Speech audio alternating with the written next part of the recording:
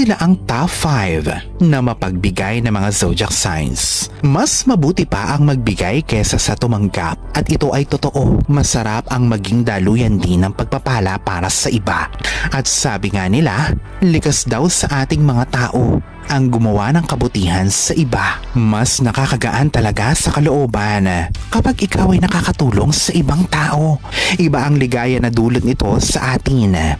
Ang human behavior o ugali ng tao ay may malawak na spectrum, array o uri sa madaling salita, mula kay Santa Claus hanggang kay Scrooge. Sa pagitan ng mga pilantropo at hikahos sa buhay, hindi pa din nawawala yung mga sabihin na nating puro pakabiglang, at yung iba pa nga ay hindi ka titigilan hanggang sa maubos ka. Ito naman ay kung hahayaan mo sila.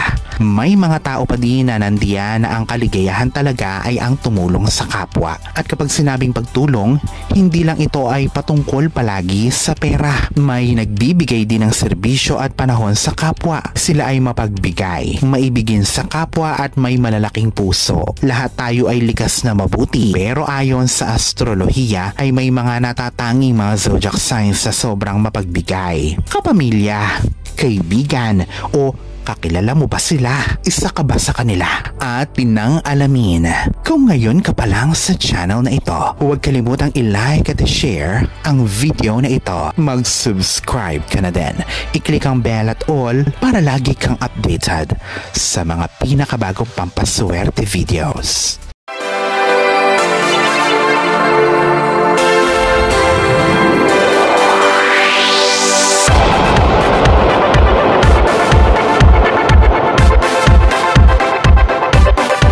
Leo. Ang mga Leo ay handang tumulong kahit pa masakripisyo ng kaunti ang sa kanila. Ito ay gagawin nila para sa iyo kapag nakita nila na kailangan mo talaga ng tulong nila. Hindi sila humihingi o umaasa sa kapalit, at kapag pinilit mo na pantayan ang kabutihan nila sa iyo sa pamamagitan ng pagbalik nito sa kanila, sila ay maaari pang mainsulto. Aquarius.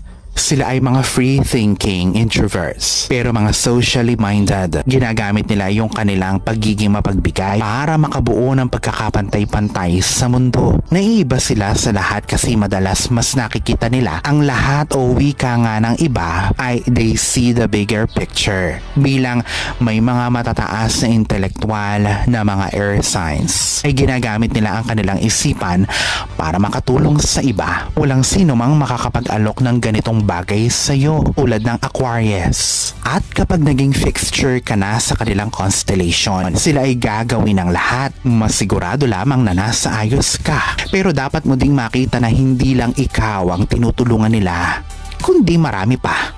Capricorn. Madalas alam na ng mga Capricorn kung ano ba talaga ang mga kailangan mo, kahit na hindi mo ito sabihin pa sa kanila. Ito ay habang buhay, at kapag nalaman na nila kung ano talaga ang gusto mo, ay pupunuin ka nila nito. Iyan man ay sa pagpapasalon, paglilinis ng bahay, labahin o simpleng pagluluto ng ulam. At dahil hindi pure generosity ang umasa sa kapalit, sila naman ay hindi iisa-isa kung ano ang mga naitulong nila sa iyo. Sagittarius. Isa sila sa mga pinakamasasayang zodiac signs sa astrolohiya, at gusto nilang ibahagi ito sa buong mundo. Madalas sila ay nagbabahagi ng kanilang mahalagang oras sa iba. Gaano man sila kaabala o kabisi, sila ay hahanap ng paraan para makatugon sa iyo. Kahit na sila ay nasa puntong may mahal sa buhay, na nasa ospital, sila ay maglalaan ng kahit kaunting oras para sa iyo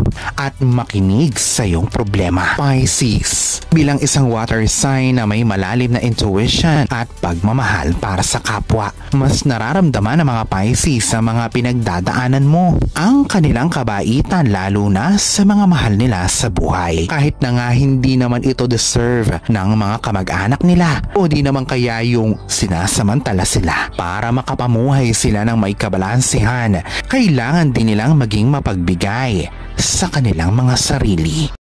Alalahanin na sa poong may kapal pa din, nagmumula ang lahat ng pagpapala, ang kasipagan at ang kabutihan sa ating kapwa, kasabay ng buo mong pananalig sa may kapal. Ang siya pa rin na dapat ay manaig. Ang mga ito ay mga gabay lamang This is Fidel Rosario. Thank you for watching.